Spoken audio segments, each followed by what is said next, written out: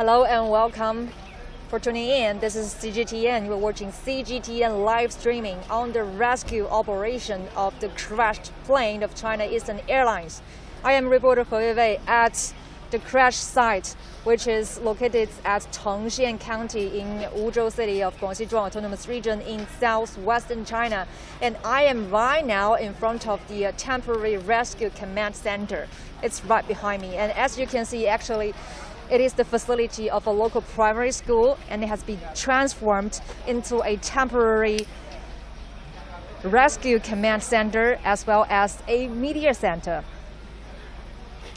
Yes, and in the schoolyard, you can see a yellow vehicle here. It is a power vehicle. Actually, it is from the power grid to ensure the power supply. And over there, this little room is the temporary media center. It's where we reporters actually stayed up all night last night. Yes, me and my cameraman, most of the media staff here, we spent a sleepless night, I should say. Can we get in to take a look?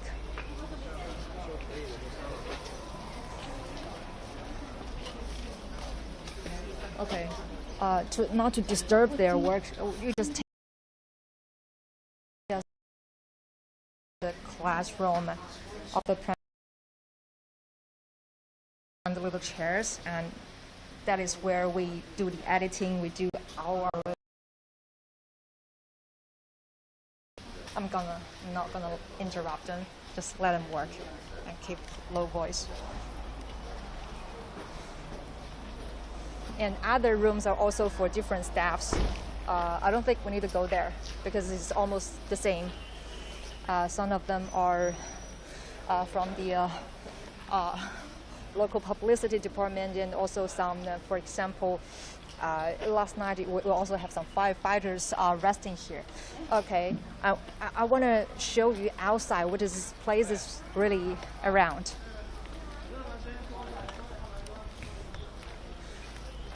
You know, I said that we spent a sleepless night here because, as you can just saw, we had no beds. We didn't have even enough chair to sit down, so many of us have to, sit on the ground to rest. Okay, this area, as you can see, let me introduce from this side, from the left side. This mountain, we are not very close, about 1 or 2 kilometers away from the rescue site, which is over there. Let me show you. It's the in the woods on a mountain behind this one. Yes, exactly this direction. We cannot see it, but it's over there. And as you can see, there are a lot of people here. You see over there the two men in orange. They are firefighters, and of course some villagers. And right now you can see some villagers riding bicycles. See? And one of them even wearing the red jacket. And here, motorcycle has become very important. Actually, it is the only possible transportation tools that we can use here. Yeah, as you can see, the firefighter just got on the motorcycle. They are heading to the rescue site. I want to explain it to you because the rescue site where the passenger plane crashed, it is surrounded by mountains. So there is only one way leading into it, and it's very small, very narrow. So together, there are only two options, either by walk or by motorcycle. By motorcycle, it's about less than 20 minutes, according to what the local villagers told me. Those who drive this motorcycle, they are actually voluntary. Come here. They are voluntary passengers.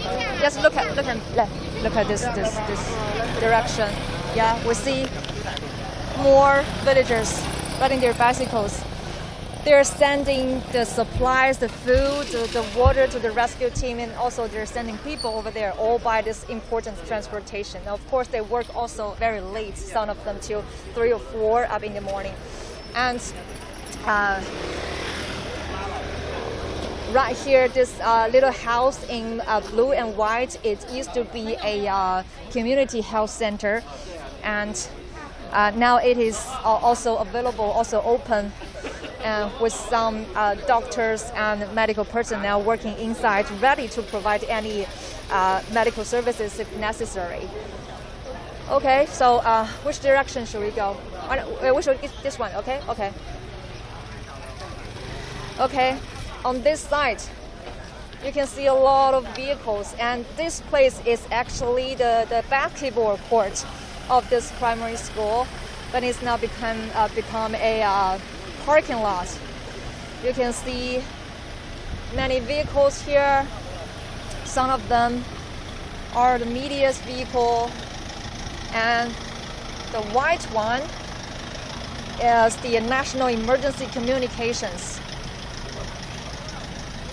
with the logo 5G printed on it. I think they're testing some device over there. I think we're trying to get a closer look at it. You know, starting from this morning, a number of their staff, they are gathering here, testing the device. They told me that it's something called a satellite communication base or station. Actually, it's a portable device. So they use this to provide signal on a certain area, especially, you know that as I just mentioned, the rescue operation is now underway in the forest, in the woods. So in some remote areas, it's really difficult. The signal is really weak, so they have to rely on such communication-based stations to cover the signal of all the area, so that the rescuers can contact each other. And actually, this is very important. And also, and over there, you see different types of vehicles. Over there is the police vehicle. Yes, the police vehicle. And over there, I don't know whether you can see. Let's go. The satellite truck. The white one over there, with something on its roof, is the satellite truck. Actually, it is from our China Media Group. And over there, you can see the red one is the fire engine. The fire engine is parked here in case of any emergency. And also, this is also a vehicle of the power grid. And you know, from this, I want to show you this direction.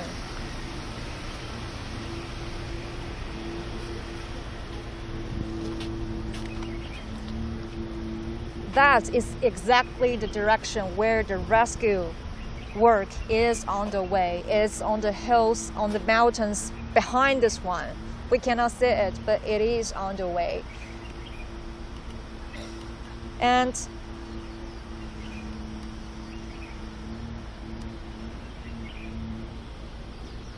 according to the information that I have, at least 1,300 firefighters are working in shifts on the rescue operation. And actually, the rescue operation is underway non-stoply, but so far we don't have any official information on the results of this rescue work. But local news reported that wreckage and some broken pieces of the plane have already been found, but now we don't have any more information on the casualties. And actually, we are waiting for a press conference. Every one of us, of the media, is waiting for a press conference. Probably it will be held today, but we don't know when and we don't know where. We just wait, but we will keep you updated. Okay, let me check. For those who just tune in, you are watching CGTN live stream at Guangxi at southwestern China, where a rescue operation is underway at the site of a crashed passenger plane. And on board the plane, there were 132 people. 132 people. Among them, 9 are cabin crew members, and another 123, are passengers. Okay, so now let me check. We're doing this live stream on CGTN official website, on Facebook, on Twitter, on YouTube. And if you have any comments, if there's anything you want to say, please tell us. And let me see if we have any comments here. On YouTube, we have someone writing in Chinese that we pray that there can be survivors. We pray for the miracles to happen. And also, Xin Chu says, it's really heartbroken. I really want to cry. And also, Jai Steven says, it is reported on the internet that the crane, when it crashed, it just dropped by 8 kilometers within 2 minutes. So that's really terrible. And also on YouTube, we have Anon says Boeing has a really poor track record lately. Yes, Boeing, because the train, the plane that crashed, is a Boeing 737. And right after this accident, the airlines have already suspended all the flights of the same type of plane. Okay, Quest Tech says condolences to the deceased. But I want to point out that so far there is no official information about the casualties or any deceased. So we're still waiting for the official information. Okay.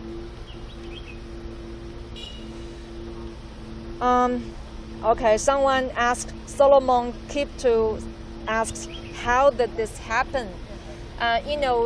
This plane. It was planned to take off from Kunming, a city in southwestern China, heading to Guangzhou, another city in southeastern China.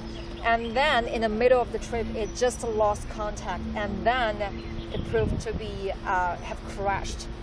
And it is the local villagers here that they found the wreckage and some broken pieces, so that they called the police and called for help. And then the rescuers, the firefighters, the medical team, they're coming here. And also on Facebook, we have Cham Siri Natanen says, have found the black box? Black box? Yes, I'm sorry, not yet. There is no information that we have found any black box. And also, I want to point out that, searching or rescuing in such a mountainous area is really difficult. I want to tell you something about the challenges here. There are mainly 3 challenges. The first one is that it's in the woods, it's in the forest. So first, the signal is very bad.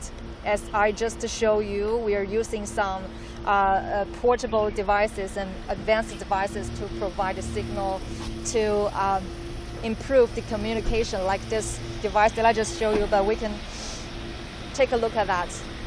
Again, it's a portable satellite communication base, and basically it connects with the satellite signal, so it's better to be used in somewhere there is no phone signal at all, so that this device can provide a signal coverage of a certain area, which enables the rescuers to better contact with each other.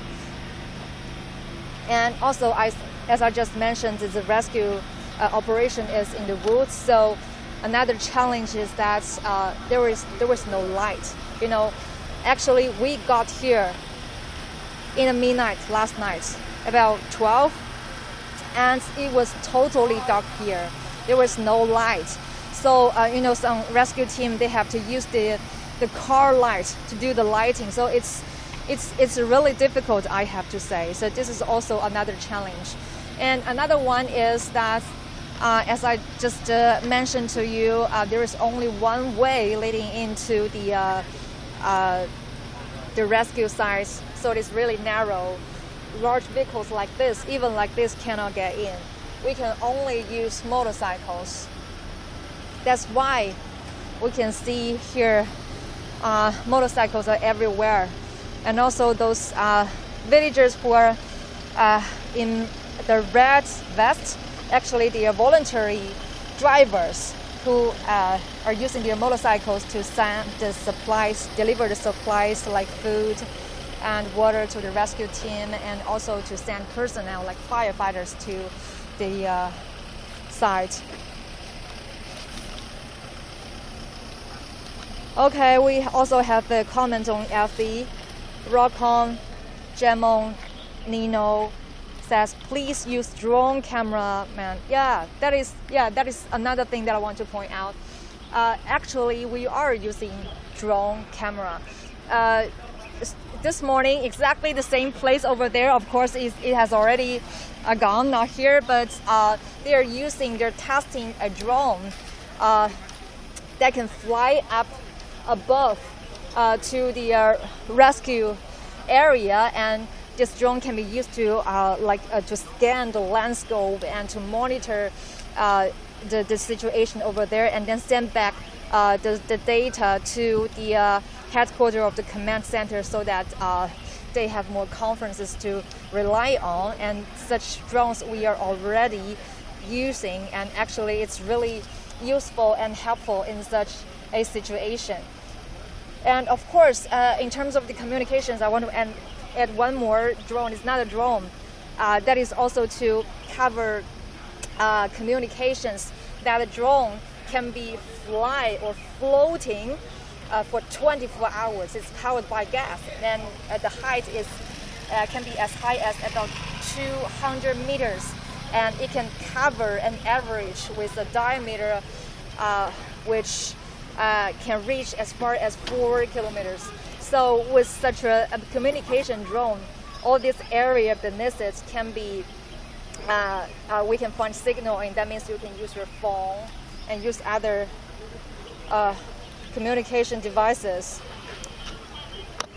And okay, on FB, Shadab Shah asked me any information regarding the nationalities known of these passengers. According to the news reports, there were 132 people on board. None of these people are foreign nationals. That means all of them are Chinese. Yes, our cameraman is shooting this. Actually, their mineral water. This also part of the supplies delivered here. Here at the headquarters, we have already stayed here for about 12 hours. We didn't sleep, and even at midnight or after midnight, we saw that the supplies like food and water kept being sent here, and also some other necessities like raincoats or tents, because the weather forecast calls for a rainfall and the temperature drop starting from today, Tuesday, and will last for some days. Okay, we have another comment from YouTube. Matt Mesbahul Anwar Rush asks when press conference will be held about casualties. Yes, we all of the media. Let's go over there. All of the media workers, we are waiting for the press conference now. But so far we have little information about that. But that because I think China on the national level, China on the national level, we have initiated a emergency response system. So under that system, high-ranking officials have already arrived at Wuzhou City, at this city last night on Monday night, and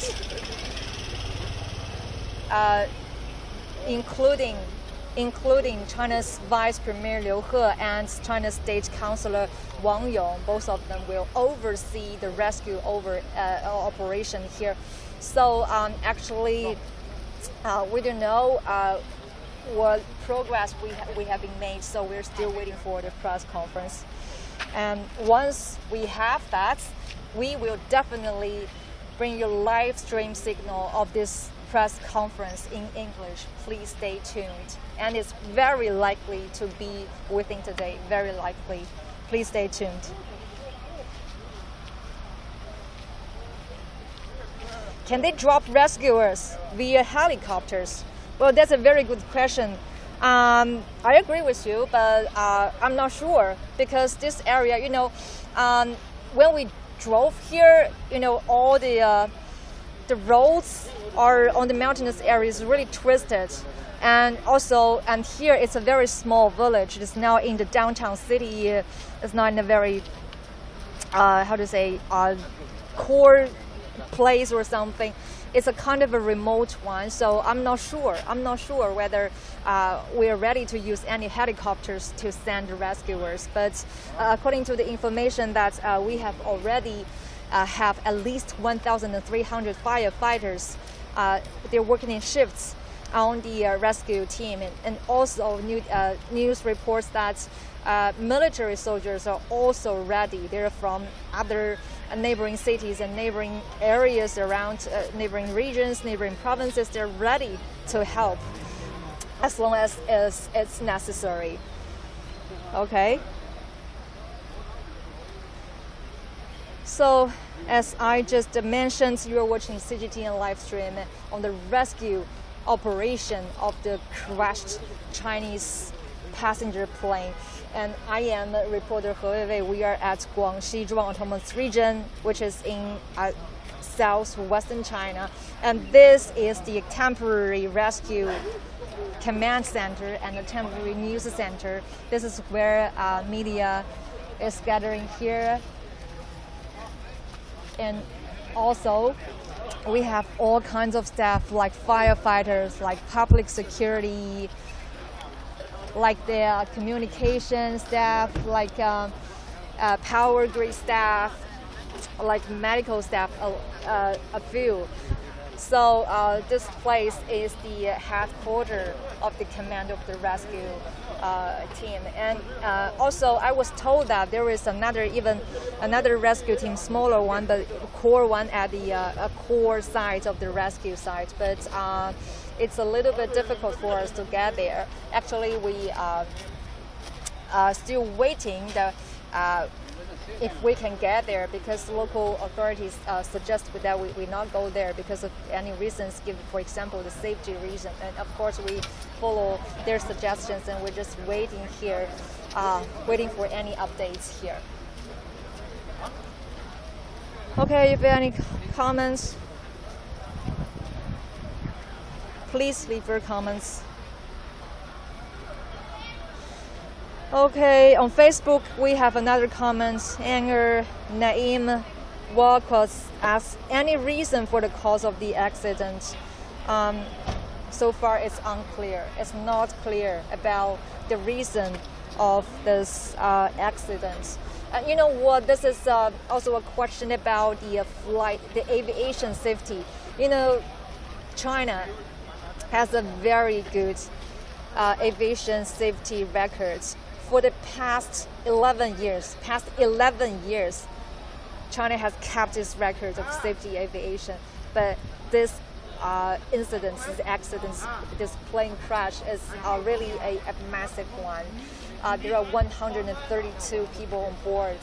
9 of them are cabin crew members, and another 122 are passengers. Now we are still waiting for the progress or updates from the rescue operation. Okay, we're doing this live stream on our CGTN official website, on Facebook, on YouTube, on Twitter. If you have any questions, just leave your comments. I'll try to answer you. Okay. Or this is the place that I have spent 12 hours at, and if there's anything that you want me to show you, please just let me know. Okay. And also, yeah, Boeing has had a message from Boeing President and Chief Executive Officer. He sent a message. I will read this to you. J.V. Calhoun, President and Chief Executive Officer or CEO of Boeing, said, "We are deeply saddened by the news of the accident involving a China Eastern Airlines 377-800 airplane. The thoughts of all of us are Boeing are with the passengers and crew members on flight MU 5735 as well as their families and loved ones. We have been in close communication with our customer and regulatory authorities since the accident and have offered the full support of our technical experts to the investigation led by the Civil Aviation Administration of China. And I will keep you apprised of information about the accident as investigation protocols allow. In the meantime, trust that we will be doing everything we can to support our customer and the accident investigation during this difficult time, guided by our commitment to safety, transparency, and integrity at every step." Okay, this is the message from David Calhoun, President and CEO of Boeing.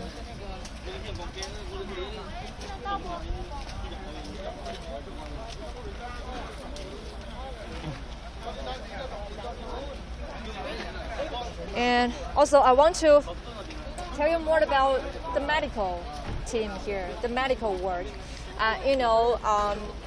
Different cities, different provinces have sent their own medical staff trying to help, and according to my calculation, at least 200 medical personnel are joining the rescue operation. And among them, there are experts in different departments like intensive care or orthopedic and burn injuries. And also there are about 100 psychologists ready to provide mental consultations at the site. And the medical support is also part of the important work of the rescue, and we do hope that the investigation can come out with the results so that we can know the cause of this accident, this tragedy, to avoid similar thing from happening again. It's really heartbreaking. Okay, we have Shisulo Sakala on Facebook asks, "Are there any survivors?" Also, I'm sorry, we don't know yet. So far, there is no information of any casualties. We're still waiting for a press conference, which is very likely to be held today, but I don't know the exact time. But whenever it can be, CGTN will live stream this press conference in English, so please stay tuned. Does the fire caused by the crash get putting off? Yes. Sorry, I forgot to mention that, after the plane crashed, it actually caused a mountain fire, a massive one. But with the efforts of firefighters, the fire has already been put out. And Lillian T reminds me of the China's record of aviation safety records. That is 11 years, or more specifically, 4,227 days. Thank you, Lillian T. And also from YouTube, we have Jay Nonyabes says, "To the families, condolences from Mexico." Yes, thank you. That's very kind of you.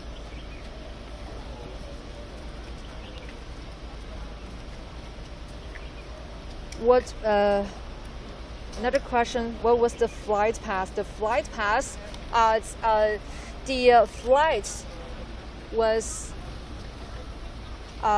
took off in a city called Kunming in southwestern China, and it is original destination is in Guangzhou, a city neighboring to Hong Kong in southeastern China. But on the middle of the trip, it just fell down and lost control, and then it's proved to be crashed.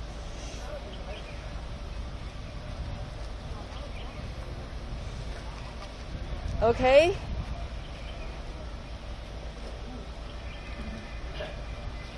It's a 11:15 now. I think I'm gonna go. Last question: is there any pieces of body found? Sorry, we don't have any official information about that yet, but we will keep you updated. Okay, so I'm sorry, guys, I have to leave because I have other coverage to do. But hope my introduction just give you some brief idea of what was happening here. It's really a heartbreaking accident.